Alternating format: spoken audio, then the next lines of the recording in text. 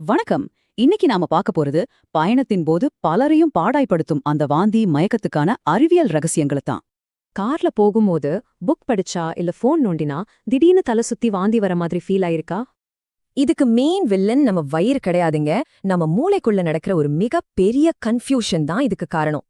நம்ம கண்கள் நம்ம அமைதியா இருக்கோம்னு சொல்லும். ஆனா உள்காது இல்ல நம்ம நகர்றோம்னு மூளைக்கிட்ட சண்டை போடும். இந்த சிக்னல் முரண்பாட்டை சென்சரி கான்ஃப்ளிக்ட்னு சொல்வாங்க. பேலன்ஸ் பண்ண முடியாம நம்ம மூளை டோட்டலா குழம்பி போயிடும்.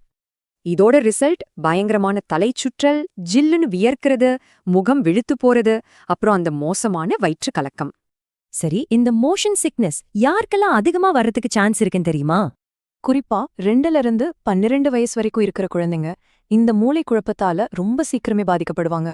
ஹார்மோன் மாற்றங்களால பெண்கள், மைக்ரேன் தலைவலி உள்ளவங்க, அப்புறம் பின் சீட்ல உட்காந்து படிக்கிறவங்கள இது ஈஸியா அட்டாக் பண்ணிடும்.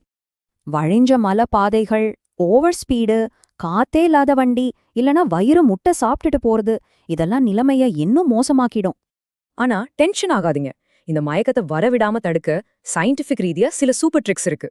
லைட்டா சாப்பிடுங்க, எப்பவும் வண்டியோட முன் சீட்ல உட்காருங்க, ஜன்னலை திறந்து வச்சுட்டு தூரமா இருக்கிற வானத்தையே பாருங்க. தூரமா பார்க்கும்போது கண்ணும் காதும் ஒரே மாதிரி வேலை செய்யும். ஆனா எக்காரணத்தை கொண்டும் குனிஞ்சு மொபைல் மட்டும் பார்க்கவே கூடாது. ட்ரிப்புக்கு முன்னாடி ஆல்கஹால், ஸ்மோக்கிங் வேண்டாம. நல்லா மூச்சு எடுத்து விடுங்க. கையில கொஞ்சம் இஞ்சி இல்லனா எலுமிச்சை வச்சுக்கோங்க, ரொம்ப ஹெல்ப் பண்ணும். பிரச்சனை ரொம்ப அதிகமா இருந்தா டாக்டரை கேட்டு டைமண்ட் ஹைட்ரனேட் அல்லது மெக்லிசீன் மாதிரி மாத்திரைகளை பயணத்துக்கு முன்னாடி எடுத்துக்கலாம். நம்ம மூளையோட குழப்பத்தை எப்படி பிரேக் பண்றதுன்னு இப்ப தெரிஞ்சிருப்பீங்க. சரி, உங்களோட அடுத்த வாந்தி மயக்கமில்லாத ஹாப்பியான ட்ரிப் எங்கே?